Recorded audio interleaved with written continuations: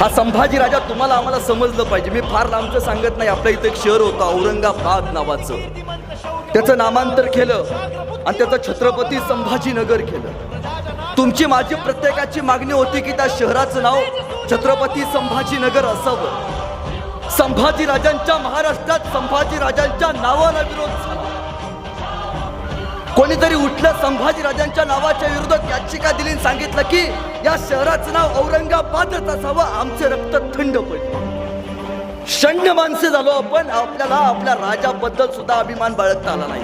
अहो, ज्या माणसानं डोक्याच्या केसापासून पायाच्या नखापर्यंत चामडी सोलून घेतली, ज्या माणसाचा मांसाचा लड्डा कुत्र्या गिधाडांना खायला घातला, त्या संभाजी राजानं कधी स्वाभिमानी विकला नाही.